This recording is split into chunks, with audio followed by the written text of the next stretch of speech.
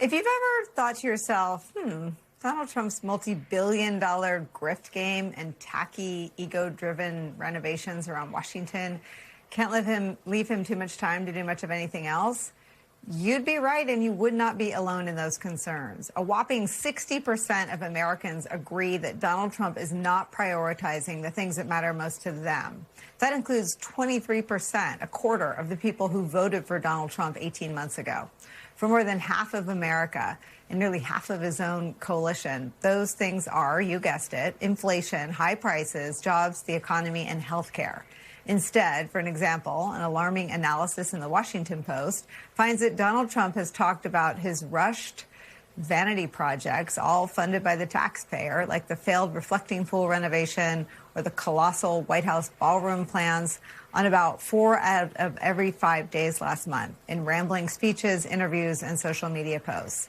I want to bring into our coverage founding member of the End Corruption Caucus, Democratic Congressman Jason Crow of Colorado. Thanks for being here. Thanks, Nicole. What do you make of this sort of, I don't even know how many, $2 billion is a number that most people can't fathom. It's a line item in government spending, not an amount of money that an American public servant should make while on the job. What do you make of this new report and how much money Trump and his sons are earning off the presidency? Well, first of all, Americans know what's going on, right? The vast majority of Americans understand that President Trump is not focusing on their needs. He's not following through on his campaign promises. He's not prioritizing them, and that the rank corruption of this administration has made it the most corrupt administration in American history. You know, which is saying something, because we've had Teapot Dome, we've had all sorts of crazy scandals in this administration is topping all of them.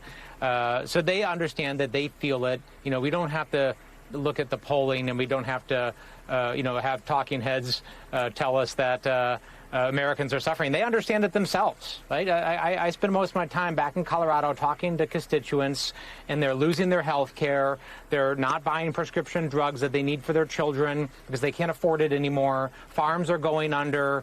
Businesses are going under. It is getting worse by the week.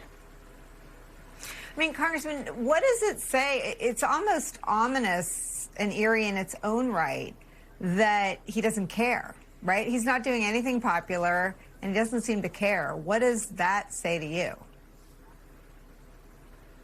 Well, what it says to me is he's going to try to cheat when this election comes up on November 3rd, right?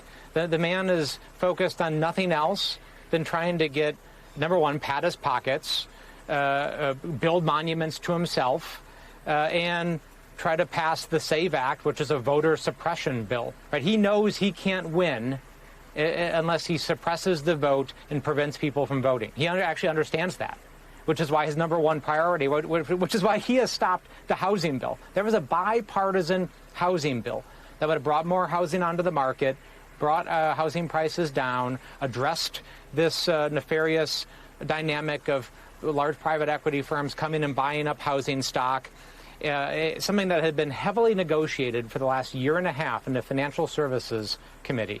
And he had a signing ceremony in the Capitol last week ready to go, and the day of, he canceled it because it didn't bring forward the SAVE Act. It is crazy, it's insane, and obviously he knows this. What is the plan both to stop the SAVE Act and then hold Trump accountable on the other side of the midterms? But to create as much public pressure as possible. Clearly, a handful of our Republican colleagues in the House and the Senate are feeling the pressure and are holding the line, right? So we need as much public pressure as possible. In every place in America, this is no. This is a voter suppression bill. We understand this is a voter suppression bill, and if you are complicit in getting this across the finish line and doing what Donald Trump wants you to do, we will punish you in the polls. At the same time as we have a robust effort that we're working on that involves getting litigation ready, mobilization, activation, communication between now and November 3rd, so that we're combating disinformation and misinformation. We're getting people to sign up for election judge positions, poll watching positions, so we can ensure a free and fair election for Americans. Congressman, you have to go usually to places outside of America to even find parallels to the public rising up in the face of this brazen self-enrichment in the face of economic hardship. You know, it's a hallmark of populations rising up against tyrants and monarchies. It's not super consistent with our own history, but when the tide turns, it is usually dramatic. What do you do as Democrats to sort of expand the party and bring along everyone and anyone that's repulsed by this sort of rank, brazen public corruption of the presidency? Well, the first thing we have to do is go everywhere, right? We can't leave no stone unturned, right? One of the problems with the Democratic Party in the past, and I say this as a proud Democrat, but somebody that knows we have fallen short. We have not done what we needed to do to build coalitions, to win elections, to actually deliver for working class Americans in the past. So all that needs to change. We need to look from the ground floor up on how we're going to re-engage with folks, go everywhere, make the case to everybody. You know, we have micro-targeted our way out of vast swaths of America. We have stopped showing up and making the case to tons of Americans, tens of millions of Americans. So how could we possibly expect those folks to understand what we stand for and what we're trying to do if we stopped talking to them? So we have to go everywhere. We have to field great candidates, right? And we have to field candidates that are locally focused. I'm the battleground chair now for the House Democrats.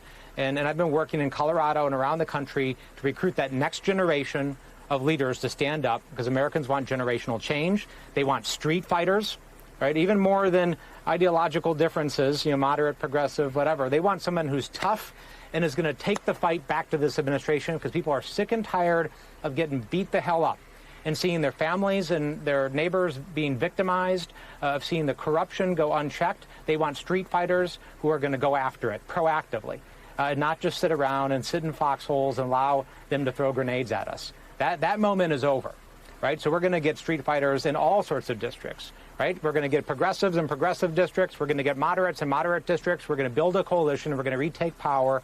We're going to build something new, and we're going to deliver for folks.